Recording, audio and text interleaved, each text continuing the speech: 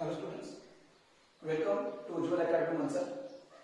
कालच्या लेक्चरमध्ये आपण डिस्कस केलं होतं plant growth and the development topic आपण स्टार्ट केलं होतं. त्यातला पहिला पार्ट मी तुम्हाला शिकवला होता प्लांट ग्रोथ बद्दल, की प्लांट ग्रोथ कोणती असते. मी दोन टाईपचे ग्रोथ अगोदर शिकवले होते, एक इंट्रिन्सिक ग्रोथ आणि एक एक्सट्रिन्सिक ग्रोथ. मी असं बोललो होतो की लिव्हिंग ऑर्गॅनिझम मध्ये नेहमी इंट्रिन्सिक ग्रोथ चालते आणि नॉन लिव्हिंग ऑर्गॅनिझम मध्ये नेहमी एक्सट्रिन्सिक ग्रोथ चालते. त्यानंतर आपण असं शिकलो होतो की ग्रोथच्या काही फेजेस असतात, जसं phase of cell division, phase of cell elongation आणि फेज ऑफ सेल मॅच्युरेशन. ठीक आहे.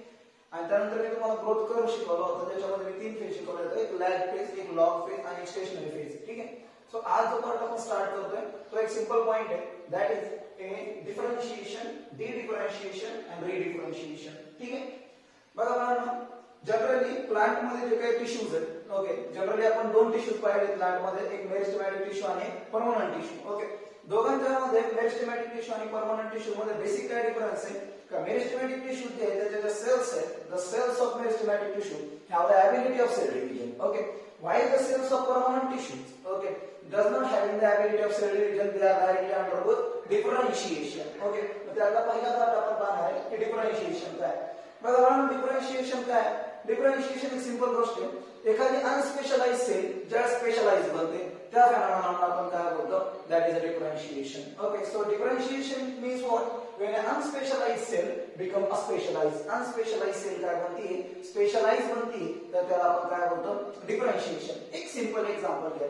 बघा बाळांनो, जे सीडलिंग्स आहे, ओके, जे काही सीड जर्मिनेशन होऊन पहिल्यांदा तयार झालेले जे सीडलिंग आहे आणि न्यूली बॉर्न झालेले जे लीव्हज आहे, ते लीव्हज नेहमी येलो कलरचे तयार होतात ज्यावेळेस ते पहिल्यांदा बॉर्न होतात. These are commonly called as juvenile leaves, ज्याला आपण जुवेनाइल लीव्हज बोलू.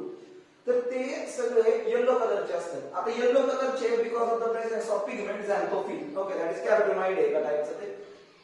तर नंतर काय होतं की this yellow colour can converted into what we call as a green colour. तो ग्रीन कलर मध्ये कन्वर्ट होतो. Okay, it means that xanthophyll is converted into chlorophyll. झॅन्थोफिलचं कन्व्हर्जन कशामध्ये होतं, क्लोरोफिल मध्ये होतं. आणि तिथं मग त्यास जे काही येलो कलरचं लीव्ह होतं पहिल्यांदा, they do not able to what we call as photosynthesis. ते लवकर ते काय फोटोसिंथेसिस करू शकत नाही. पण ज्यावेळेस त्या लीव्हचा कलर कोणता चेंज होतो, what we call green colour change होतो. Green coloured part is able to do the photosynthesis and hence the yellow color leaf is just unspecialized, but green color leaf becomes specialized, and this is commonly called as a differentiation. यालाच आपण काय बोलतो, differentiation. म्हणजे just एखादी unspecialised sale specialise बनते, त्याला आपण काय बोलतो, डिफरन्शिएशन. याचं सिंपल एक्झाम्पल आहे बाळांनो. बघा, टू फॉर्म अ ट्रकियरी एलिमेंट्स, जे ट्रकियरी एलिमेंट्स आहेत, ओके, ट्रकियरी एलिमेंट्स म्हणजे जे ट्रॅकिड्सचे एलिमेंट्स आहेत. ओके, ट्रॅकिड्स आपल्याला माहिती, जनरली झायलेम आपल्याला माहिती. ओके, तर हे जे काही ट्रॅकिड्स आहेत, these cells would be lose their protoplasm. Okay, तर हे डेड आहे. ओके, झायलेम डेड टिश्यू आपण कन्सिडर करतो.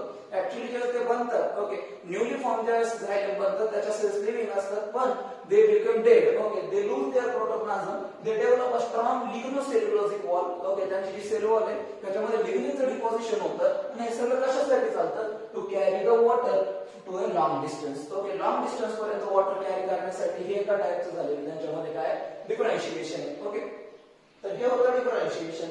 ओके, म्हणजे इथं अनस्पेशलाइज पार्ट काय बनलाय, स्पेशलाइज बनलाय. पहिली सेल जी होती ती लिव्हिंग होती, नंतर बनलेली सेल जी ती डेड आहे. पहिली बनलेली जी सेल होती, ओके, झायलेम मधली, ती आपण कन्सिडर करत होतो, तर तिच्यामध्ये सेल्युलोज होतं, इथं लिग्निनचं डिपॉझिशन होतं. याचा अर्थ ही अनस्पेशलाइज सेलचं कन्व्हर्जन कशामध्ये होतं, स्पेशलाइज सेल मध्ये होतं, that is called as a differentiation.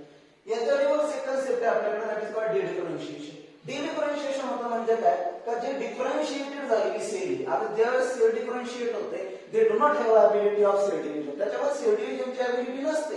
पण डिफरन्शिएशन मध्ये काय होतं की जी लिव्हिंग डिफरन्शिएटेड झालेली सेल आहे, ती रिगेन, ती परत सेल डिव्हिजनची अबिलिटी दाखवायला लागते. Okay, and they regain the ability of cell division, आणि यालाच आपण काय बोलतो, डिफरन्शिएशन. ही वाक्य आपण ऑलरेडी मॉर्फोलॉजी आणि एनाटॉमी दोन्ही चॅप्टर मध्ये शिकलेले आहे. Vascular cambium and cork cambium, these are the product of differentiation of parenchyma cell. हे parenchyma सेलचं डिफरन्शिएशन आहे. ठीक आहे. आता नेक्स्ट म्हणणार दॅट इज रिडिफरन्शिएशन.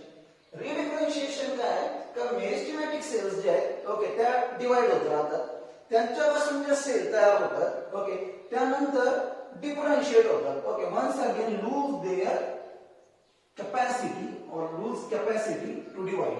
ते त्यांची कॅपॅसिटी लूज करतात अँड बट मॅच्युअर, पण ज्यावेळेस ते मॅच्युअर होतात they perform a specific function, आणि ते काय करतात, स्पेसिफिक फंक्शन परफॉर्म करतात. यालाच आपण काय बोलतो, दॅट इज अ रिडिफरेन्शिएशन. म्हणून लक्षात ठेवा ना, अनस्पेशलाइज्ड सेल स्पेशल बनली की डिफरेन्शिएशन, स्पेशलाइज्ड सेल अनस्पेशलाइज्ड बनली की डिडिफरेन्शिएशन. ठीक आहे. मेरिस्टेमॅटिक सेल्स पासून बनलेले जे काही सेल्स आहे, म्हणजे सेल डिव्हिजन झाल्यानंतर ज्या डॉटर सेल्स बनतात, त्या डॉटर सेल ते त्यांच्याकडून जर कॅपॅसिटी लूज झाली सेल डिव्हिजनची, okay, so they perform later on they perform a specific kind of functions. ठीक आहे. So this is commonly called as a redifferentiation. याला आपण रिडिफरेन्शिएशन बोलतो. आता बघा, त्यानंतरचा नेक्स्ट कॉन्सेप्ट आहे आपल्याकडे about the development. Okay, simple गोष्ट आहे. ओके, ग्रोथ आणि डेव्हलपमेंट ही गोष्ट वेगळी. ओके, सिंपल गोष्ट कन्सिडर करा की एखादा पर्सन आहे, त्याची हाईट 175 सेंटीमीटर आहे. ओके, म्हणजे त्याच्या हाईट जी काही फिजिकल ग्रोथ आहे, त्याची बॉडी डेव्हलपमेंट वगैरे व्यवस्थित आहे, म्हणजे त्याची फिजिकल ग्रोथ झालेली आहे. बट जर त्याची मेंटल ग्रोथ प्रॉपर नसेल तर त्याची डेव्हलपमेंट झाली असं आपण बोलू शकत नाही. ओके, म्हणजे डेव्हलपमेंट ही जी टर्म आहे हिच्यामध्ये ग्रोथ बिलॉंग करते as well as differentiation belong करतं. म्हणजे तुम्ही सिंपल पद्धतीने सांगू शकता की development is the sum of growth and differentiation. Okay, त्याच्यामध्ये ग्रोथ आणि डिफरेन्शिएशन हे दोन्हीचे जे सम असेल that is called as a development. एखादा पर्सन वेल डेव्हलप्ड आहे, वेल डेव्हलप्ड याचा अर्थ काय, त्याचे मेंटल डेव्हलपमेंट, त्याचे फिजिकल डेव्हलपमेंट ही प्रॉपर आहे. So this is called as a development. So development is a sum of growth and differentiation. आपण असंही म्हणू शकतो की डेव्हलपमेंट ही जी टर्म आहे it include all the changes that an organism goes through during its life cycle from seed germination to senescence. Okay, म्हणजे एखादी प्लांट आहे, ते प्लांट सीड म्हणजे सीड किंवा सीड पासून जर्मिनेट होईपर्यंत. ओके, म्हणजे सीड जर्मिनेशन झालं, सीडलिंग तयार झाल्यापासून ते त्याच्या एजिंग पर्यंत जेवढ्या काही घटना घडून येतील, जेवढे काही चेंजेस त्याच्यामध्ये होतील, this is called as a development. याला आपण काय बोलतो, प्लांट मधली डेव्हलपमेंट. ठीक आहे. मग जनरली ह्या डेव्हलपमेंटल पिरियड मध्ये generally plant shows the plasticity ability. Plant मध्ये कोणती ॲबिलिटी दिसते, प्लास्टिसिटी. ठीक आहे. प्लास्टिसिटी काय असतं बाळांनो, बघा हे तर आपल्याला माहिती आहे की प्लांट जनरली डिफरंट काइंडच्या एन्व्हायरमेंटला काय देतात, रिस्पॉन्स करतात. ओके, म्हणजे लाईटला रिस्पॉन्स करतात, CO2 कॉन्सन्ट्रेशन वगैरे रिस्पॉन्स करतात. आपण एक सिंपल एक्झाम्पल पाहिलं होतं. बघा, मला एक सांगा, दोन टाईपचे प्लांट्स असतात आपल्याकडे. ठीक आहे. एक समजा आपण कन्सिडर करू ब्राईट सनलाइट मध्ये वाढणारा प्लांट आणि एक कमी सनलाइट मध्ये वाढणारा प्लांट. ओके, लो सनलाइट मध्ये वाढणारा प्लांट. म्हणजे एक प्लांट असं असेल जे ब्राईट सनलाइट मध्ये वाढतंय, दिस इज कॉल्ड हेलिओफाइट, आणि एक प्लांट असं असेल जे शेडी प्लेस मध्ये वाढतंय, that is called as a sciophyte. Okay, तर हेलिओफाइट आणि स्कायोफाइट मध्ये हाईट मध्ये डिफरन्स असेल. ओके, म्हणजे जनरली जे टॉल जे काही ब्राईट सनलाइट मध्ये वाढणारे प्लांट आहेत ते टॉल असतील, आणि जे शेडी प्लेस मध्ये वाढले ते शॉर्ट असतील. ओके, त्याच्यानंतर जे डार्क प्लेस मध्ये वाढणारे जे प्लांट्स असतात त्यांचे लीव्स बेसिकली येलो कलरचे असतील. ओके, आणि यांचे लीव्स ग्रीन कलरचे असतील. ओके, याचा अर्थ काय की plant follow a different pathway in response to environment. Plant वेगवेगळा पाथ दाखवतो in response to environment and form a different kind of structure, आणि त्याच्यामुळे वेगवेगळ्या काइंडचं काय बनतं, स्ट्रक्चर्स बनतात. ठीक आहे. And that is this ability it is commonly called as a plasticity. यालाच आपण काय बोलतो, प्लास्टिसिटी. ओके, म्हणजे आता जसं मी सांगितलं की जर डार्कनेस मध्ये एखादं झाड वाढतंय तर त्याची हाईट छोटी असणार, ते मोस्टली श्रब असेल.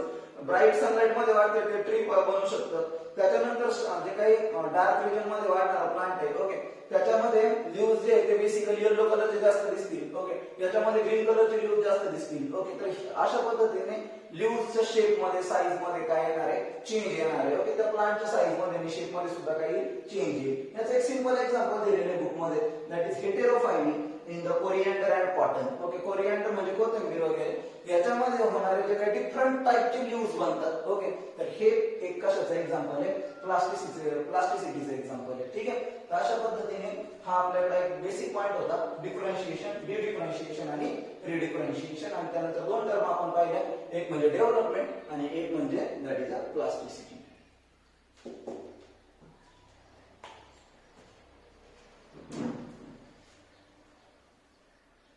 ओके स्टुडंट्स, सो बघा एक नेक्स्ट पार्ट आपण स्टार्ट करणार आहे, that is a plant growth regulators. ठीक आहे, PGRS. Plant growth regulators it is also called as a phytohormones. याला आपण काय बोलतो, फायटोहार्मोन्स. ठीक आहे. phytohormones they are synthesized by the plants naturally. Okay, naturally plants स्वतःच काय करतात, synthesize करतात त्यांना. Okay, so plant growth hormones, okay, that is a or plant growth regulators. Okay, की त्याला phytohormones आपण बोलतो. So they generally synthesize in one organ, एखाद्या organ मध्ये synthesize होतात and they are transported. आणि ते नंतर काय होतात, ट्रान्सपोर्ट केले जातात. पण त्यांचं ट्रान्सपोर्टेशन हे बायपोलर असू शकतं, युनिपोलर असू शकतं, त्यानंतर जनरली अपोलर सुद्धा असू शकतं. ओके, तर अशा पद्धतीने आपल्याकडे काय आहे, these are the plant growth regulators. Remember there are 5 plant growth regulators. आपल्याकडे 5 plant growth regulator आहेत which are divided into 2 groups, जे 2 ग्रुप मध्ये डिव्हिजिबल झालेले आहेत. ओके, काही प्लांट ग्रोथ हार्मोन असे जे जनरली ग्रोथला प्रमोट करतात, ज्यांच्यामुळे ग्रोथ होते. ओके, पण काही प्लांट हार्मोन्स आपल्याकडे असे जे ग्रोथ इनहिबिटर म्हणून काम करतात. ओके, पहिले 5 फायटोहार्मोन्सची नाव लक्षात ठेवा. पहिला ऑक्झिन, सायटोकायनिन आणि जिबर्लिन. हे 3 जे हार्मोन्स आहेत बाळांनो, हे ग्रोथ प्लांट ग्रोथ प्रमोटर आहे. यांच्यामुळे ग्रोथ इनिशिएट होते, स्टिम्युलेट होते. पण जे 2 हार्मोन्स आहेत, इथायलिन आणि ऍब्सिसिक ऍसिड, हे प्लांट ग्रोथ इनहिबिटर आहे. हा, एक सगळ्यात महत्त्वाचा की याच्यात असं पण आहे का जे इथायलिन आहे हे दोघांचंही काम करतं. म्हणजे ते प्लांट ग्रोथ प्रमोटर म्हणून सुद्धा काम करतं आणि प्लांट ग्रोथ इनहिबिटर म्हणून सुद्धा काम करतं. ठीक आहे, तर अशा आपल्याला 5 फायटोहार्मोन्स आहेत. ओके, जनरली ऑक्झिनचं जे सायंटिफिक नेम आहे दिस इज इंडॉल ऍसिटिक ऍसिड. ते इंडॉल ऍसिटिक ऍसिड आहे. ओके, सायटोकायनिन, ऑक्झिन जे ते दोन्ही याच्यामध्ये रोल प्ले करतं, मेनली स्टेम इलॉंगेशन मध्ये मदत करतं. ठीक आहे, आणि सायटोकायनिनचं कॉन्सन्ट्रेशन बरोबर, ओके, सायटोकायनिन बरोबर जर असेल तर मग ते शूट इनिशिएशन आणि रूट इनिशिएशन दोघांमध्ये काम करतं. ज्याला आपण शूट फॉर्मेशन असेल तर त्याला आपण जनरली बोलतो काउलोजेनेसिस आणि रूट फॉर्मेशन जर असेल तर त्याला आपण बोलतो रायझोजेनेसिस. ठीक आहे, त्यानंतर सायटोकायनिन जर आपण कन्सिडर केलं, it promote a cytokinesis, that is a cell division. याच्यामुळे सेल डिव्हिजन होतं. आणि त्यानंतर जे काही जिबर्लिन आहे, जिबर्लिन सगळ्यात इम्पॉर्टंट हार्मोन आहे. ओके, जनरली हे फंगस पासून आयसोलेट झालेला हार्मोन आहे आणि जे लीफच्या एक्सपान्शन मध्ये म्हणजे लीफची जी साईज वगैरे इन्क्रीज होते किंवा फ्रूटची साईज इन्क्रीज होते ही बेसिकली जिबर्लिन मुळे होते. ठीक आहे, त्यानंतर आपल्याकडे एकमेव गॅसियस हार्मोन आहे, दॅट इज इथायलिन. ओके, हे इथायलिन एकमेव गॅसियस हार्मोन आहे. आणि दुसरं आहे abscisic acid. Abscisic acid which is also called as a stress hormone because they are work during the what we call as an unfavorable condition. त्या unfavorable condition मध्येच काम करतात. ठीक आहे, आता बघा बाळांनो, यातला पहिला हार्मोन आपण डिस्कस करणार आहे प्लांट ग्रोथ प्रमोटर पैकी, दॅट इज ऑक्झिन. ठीक आहे, बघा ऑक्झिन जे हे कसं डिटेक्ट झालं होतं, तर ऑक्झिनची डिस्कव्हरी ऍक्च्युअली डार्विन आणि त्याचा जो सन आहे, ओके, त्यांनी फर्स्ट टाइम ऑक्झिन ची डिस्कव्हरी केली होती. ओके, पण ती ऑक्झिन जे आहे, ओके, जे कंपाऊंड आहे इंडॉल ऍसिटिक ऍसिड, हे एफ वेंटच्या एक्सपेरिमेंटने प्रूव्ह झालं होतं. ठीक आहे, एक्सपेरिमेंट जो होता त्याचं सिंपल नाव आहे, that is avena curvature test. Okay, avena curvature test. त्याने काय केलं होतं, त्याने स्टेमचं म्हणजे जे काही अवेना प्लांट आहे, ओके, ओट प्लांट आहे, त्याचं जनरली स्टेम टिप घेतलं. ओके, आणि ते कोलिओप्टाइल टिप त्याने घेतलं आणि त्याच्यावरती आगार ब्लॉक ठेवला. ठीक आहे, त्यानंतर काही कालावधीनंतर असं झालं आणि त्याच्यावरती लाईट फॉल केली. काही कालावधीनंतर हा जो काही टिप आहे they gives response to the light. तो रिस्पॉन्स द्यायला लागला लाईटला and it start to bend आणि तो लाईटच्या दिशेने मूव्ह व्हायला लागला. त्याच्यानंतर मग एफोरेंटला समजलं की ह्यातला कोणता तरी सबस्टन्स आहे का जो लाईटला रिस्पॉन्स देतोय, ज्याच्यामुळे याचा जो टिप आहे, शूट टिप आहे, तो असा काय होतोय, कर्व घेतोय. ओके, सो त्यानंतर तो सबस्टन्स आयसोलेट झाला and that substance gives name as auxin. आणि त्या सबस्टन्सला काय नाव दिलं त्याने, ऑक्झिन हे नाव दिलं. ठीक आहे, म्हणजे ऍक्च्युअल डिस्कव्हरी तर डार्विनची आहे, बट एफ वेंट ने दिलेला एक्सपेरिमेंट आहे, that is avena curvature test. Okay, असं जनरली मॅथ्स पेपर मध्ये ही गोष्ट येऊ शकते, अवेना कर्वेचर टेस्ट आणि डिस्कव्हरी समोर दिली जाईल, तर त्याचं लक्षात ठेवा. ऑक्झिनच्या डिस्कव्हरीसाठी हे वापरलं गेलं होतं. ऑक्झिन जे ते दोन्ही टाईपचे ऑक्झिन आपल्याकडे, म्हणजे नॅचरल ऑक्झिन सुद्धा आहे आणि सिंथेटिक मॅनमेड ऑक्झिन सुद्धा आहे. Okay, so auxins are natural.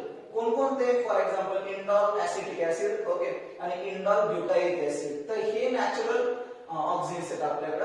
आणि नॅफ्थॅलिन ऍसिडिक ऍसिड आणि 2,4-D दॅट इज डायक्लोरोफेनॉक्सिएसिटिक ऍसिड हे आपल्याकडे सिंथेटिक ऑक्सिन्स आहेत. Okay, so auxins are of two type, natural as well as synthetic. तसं ही पण एक गोष्ट लक्षात ठेवा की IBA इंडॉल ब्युटारिक ऍसिड ते नॅचरल पण आहे ते सिंथेटिक पण आहे. ठीक आहे. त्यानंतर बेसिकली ऑक्सिनचा रोल काय आहे. ओके, सो आणि याच्यावरतीच क्वेश्चन येतात नीट मध्ये, म्हणून सिग्निफिकन्स वरती व्यवस्थित लक्ष द्या.